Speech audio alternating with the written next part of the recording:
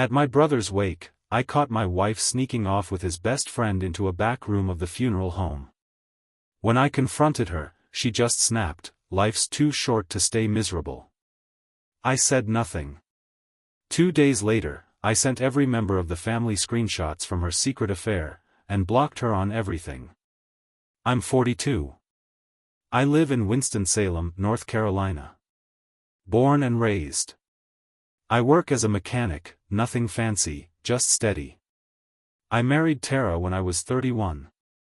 She was 28. We had a small wedding at her cousin's vineyard outside Asheville. I thought she was it for me, smart, strong, kind of sharp-tongued, but in a way that kept things interesting. We had our ups and downs like anyone, but I always thought we were solid. We didn't have kids, not by choice exactly, it just didn't happen for us, but we had our home, our routines. I worked long hours, she worked in finance for a mid-size company downtown. Most days we passed like roommates. I thought that was normal for married people after a while. I told myself it was fine. My brother Kyle was 6 years younger than me. He was the bright one. People loved him without trying. He'd walk into a room and make friends in 5 minutes. He didn't care about money or titles, just loved being around people. He was in marketing, worked with local schools on fundraising stuff. He ran marathons, volunteered, played drums in a garage band on weekends. He was the heart of every room he entered. When he died of a heart attack jogging, it destroyed me. That sounds dramatic, I know, but there's no other word for it. I didn't eat for days. I sat on the couch in our den for hours just staring at the same patch on the wall. Tara tried to comfort me for maybe 2 days, but after that, she went back to her usual self, cold, distant, always scrolling her phone. I thought she was grieving in her own way. The wake was held at Lancaster Funeral Home, off Miller Street, near Baptist Hospital. It was a gloomy, gray Saturday. The air smelled like old wood and lilies. Everyone showed up, friends, family, co-workers. Kyle had touched a lot of people. People gave hugs, shared stories, cried. It felt like the whole town showed up. That's when I noticed a side door slightly ajar, down the hallway near the kitchen area. This part of the funeral home wasn't meant for guests. The sign on the door said, "Staff only." I heard whispering, soft, low voices. I stepped closer. And there she was. Tara. My wife. In the arms of Jason. Jason was my brother's best friend. He and Kyle were close since high school. He was a regular at our family dinners, cookouts, birthdays. I even helped him move once. He stood up and gave a speech about Kyle 30 minutes earlier, crying about losing a brother. Now he had his hands on my wife. Tara was smiling at him. That smile she used to give me years ago when we were first dating. Her hand was resting on his chest like it belonged there. I stepped inside and didn't say a word for a full 5 seconds. I just watched them pull apart. Jason's face went pale. He mumbled something like, "I'm sorry, man," but he didn't meet my eyes. Tara straightened her dress and looked at me like I was the one out of line. "Mark," she said, "don't make this a scene." My jaw clenched. "You serious?" She shrugged like she just spilled a drink. "Life's too short to stay miserable." That's all she said. Like that explained everything. Like that made it okay to sneak off and get cozy with my dead brother's best friend at his wake. I nodded slowly. Then I turned and walked away. I didn't yell. Didn't punch a wall. I just walked out the front doors, got in my truck, and drove off. That night, she didn't come home. She didn't call either. Next morning, she texted, "We need to talk. I'm sorry you saw that, but we've been broken for a long time. You know that." I didn't answer. Instead, I went to her laptop. She never changed her password. I opened her email. Found a folder named Receipts. What was in it?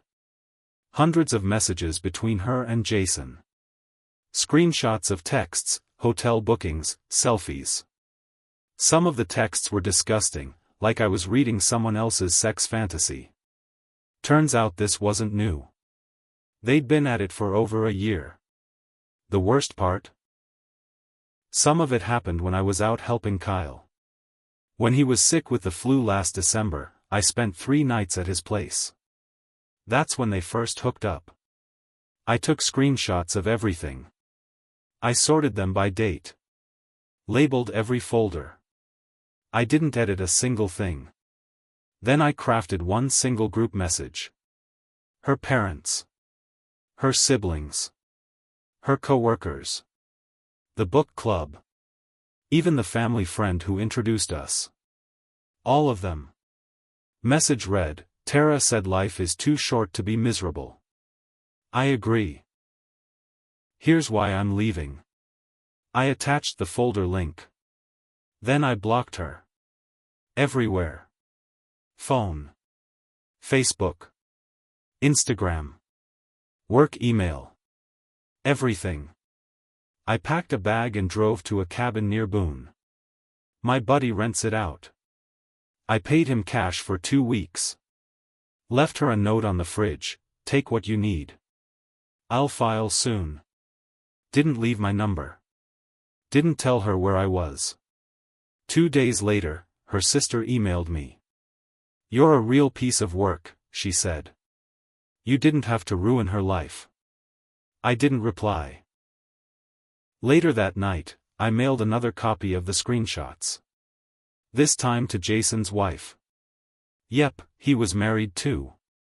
With a 4-year-old kid. I found her Facebook, messaged her the folder, and said, thought you should know what your husband's been doing during your daughter's swim lessons. Next day, she trashed his car. Word got around fast. The fallout was brutal. Jason lost his job. His wife filed for divorce. Tara? She tried to come to the cabin. Drove up in her little Lexus and knocked for 10 straight minutes. I didn't open the door. Just watched from the window. She cried, pounded the door, yelled. You embarrassed me. You've destroyed everything. I stayed silent. She left eventually. After Tara left the cabin that night, I thought that would be it. I thought she'd go crawl back to her family or maybe shack up with Jason now that everything was out in the open. But I was wrong. About a week later, I got served. She was filing her own divorce papers, claiming emotional abandonment and mental cruelty. She was trying to flip it. Said I was distant, cold, and shut down our marriage long before she did. She even included a claim for alimony. Alimony. From me. The same woman who cheated, lied, and humiliated me at my brother's wake wanted me to pay her for it. That's when something in me snapped. I got a lawyer. A real one. Not some cheap guy from a strip mall. I went to see a woman named Gina Temple, known in the area for handling dirty divorce cases. She didn't smile much, but she looked me straight in the eye and said, if what you're telling me is true, we're going to bury her. I handed over the folders. Every screenshot, every receipt, every email. Gina nodded. We'll make her wish she'd never heard your name. That same day, Jason showed up at my shop. Walked right in like he belonged there. His face looked like hell. Bags under his eyes, couple new gray hairs, busted lip. I guess his soon-to-be ex-wife wasn't as gentle as mine. I need to talk, he said. I didn't say anything. Just wiped my hands on a rag and stared at him. She's crazy, he said. You don't know what she's saying about you. I don't care. She's telling people you hit her. That stopped me. What? She said you threw stuff. Punched a hole in a wall. Said she was scared of you for months. That was a lie. I've never laid a hand on her. I don't even raise my voice. You know that's not true, I said. He shrugged. Doesn't matter. People believe what they want. I stepped forward, real close. You and I are done. You got that? Don't ever walk into this place again. He left. I locked the front door after him. A few days later, the lies started spreading. Her family, who used to treat me like a son, cut me off. Her sister posted some vague nonsense on Facebook. Funny how some men play the victim until you tell the real story. Comments filled up with people guessing what happened. Nobody mentioned names, but it was clear what they were implying. One guy I hadn't spoken to in years texted me, "Dude, are you okay? Tara's saying some wild stuff." At first, I wanted to scream. To fight back. To post every single screenshot, every message, every disgusting thing she'd said to Jason. I wanted to make her look as dirty as she really was. But my lawyer told me, let her dig her own grave. So I waited. Then the job stuff started. I got a call from the owner of the garage. He's known me 20 years. "Mark," he said, "I got a weird call from some HR lady. Said we should be careful with you. Something about past domestic behavior. You got any enemies?" I didn't even answer. I just told him the truth, straight. He said he believed me. But I could tell he was nervous. That's when I decided to take control. I made copies of everything. Not just screenshots. Hard copies. Printed in color, organized, dated. I had them notarized. I had my lawyer submit everything to the court ahead of the hearing. I wrote out a full timeline, dates, times, phone records. And then I did something that made Tara's head spin. I filed a civil claim. For defamation. You don't mess with a man's name in a town this small. You don't lie about abuse when there are receipts that prove you're the one who betrayed everything. The legal fire started burning fast. Her lawyer tried to settle behind closed doors. I said no. I wanted everything public. I wanted every damn page read into the record. I thought that would be the end of it. But then I found out something else. Jason wasn't just cheating with Tara. He'd done it before. To Kyle. That one stopped me cold. I was cleaning out some of Kyle's stuff. My mom had dropped off a few boxes from his apartment, photos, books, papers. In the back of one folder was an envelope. Inside were printed screenshots. A draft email. Addressed to Jason. And there was a name I didn't recognize, Rena. Turns out, 2 years ago, Kyle had been seeing a woman. It got serious. He brought her to family Thanksgiving. She disappeared after Christmas. Nobody knew why. The email explained it. Kyle found out Jason had been messaging her behind his back. Sending flirty texts. Offering to talk about Kyle's problems. She ended up ghosting Kyle and later started dating Jason, briefly, before dumping him. Kyle never told me. Never told anyone. He just swallowed it. Like always. And kept Jason close anyway. Like a fool. Like I had. That's when I realized this wasn't just betrayal. It was a pattern. Jason was a snake. And he'd poisoned everything. After I read that email Kyle never sent, I just sat there in my garage with the paper in my hands, not moving. My brother was the kind of guy who forgave people way too easily. I think he believed people would change if you just showed them enough kindness. He never wanted to stir the pot. Even after Jason went behind his back, he still let him stay in his life.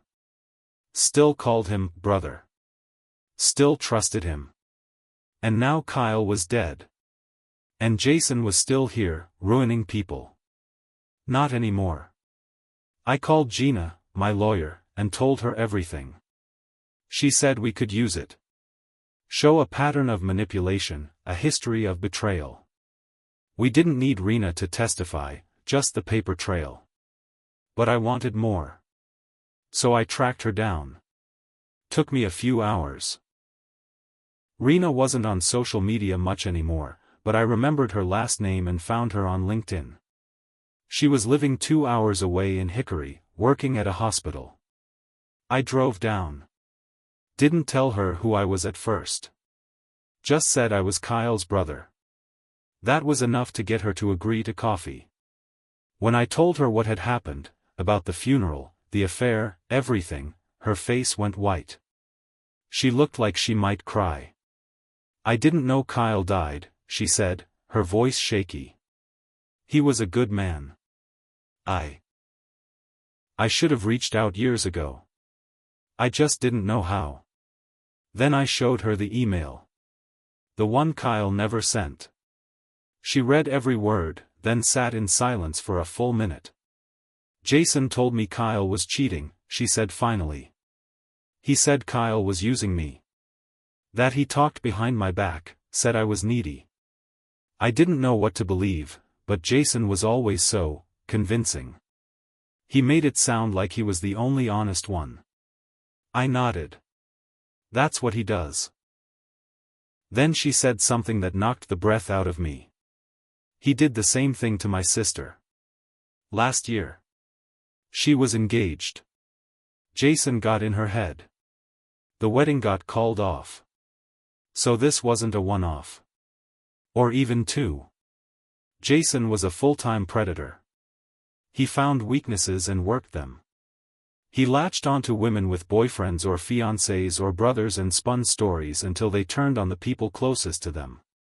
I asked if she'd be willing to write a statement. Not even go to court. Just confirm that what Kyle wrote was true. She agreed. Back home, I gave that to Gina. She smiled, an actual smile. Between this and the defamation suit, she said, we've got them boxed in. But the drama wasn't done yet. Because Tara? She tried to move into our house.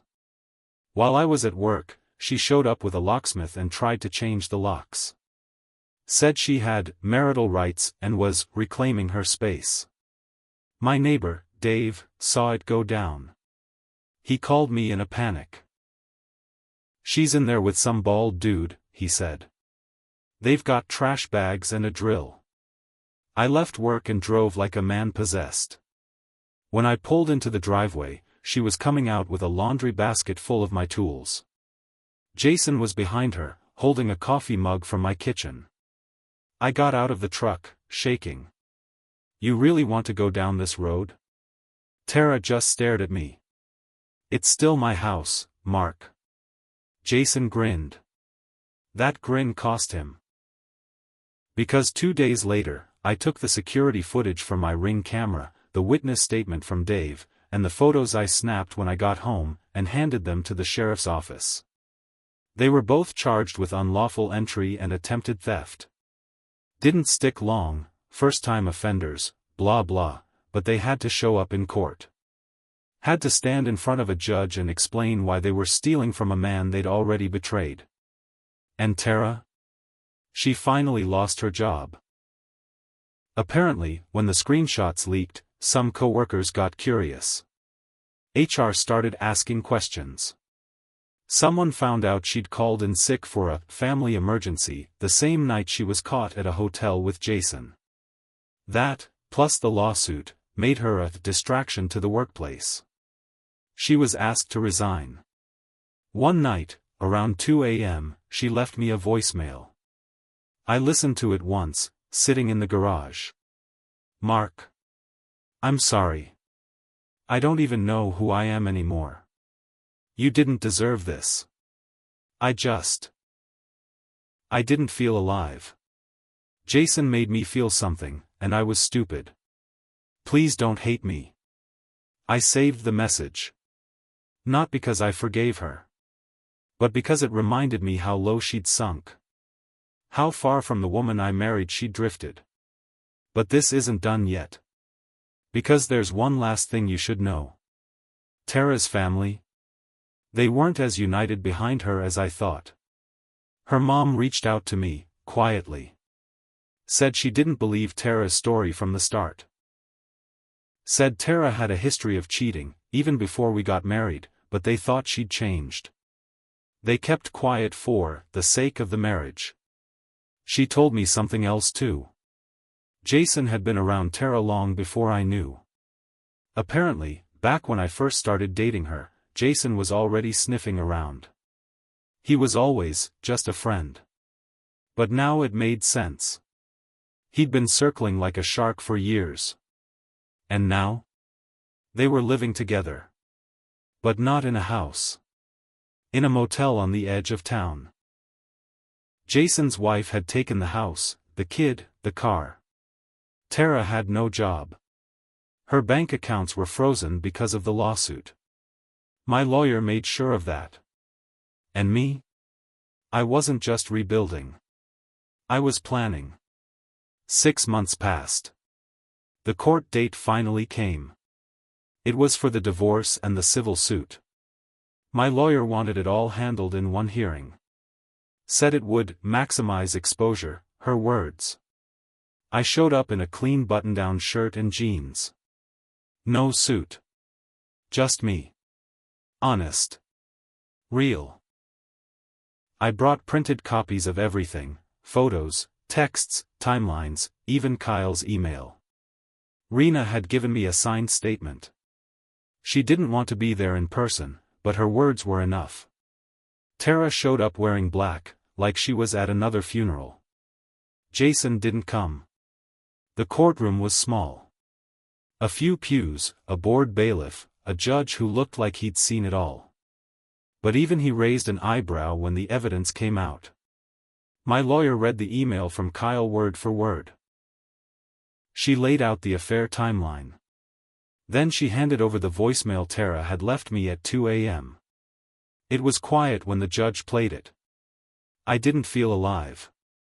Jason made me feel something. You could hear her voice break. You could also hear that she knew she'd wrecked her life. When the judge ruled, he didn't just side with me. He slammed her. Divorce, granted in my favor.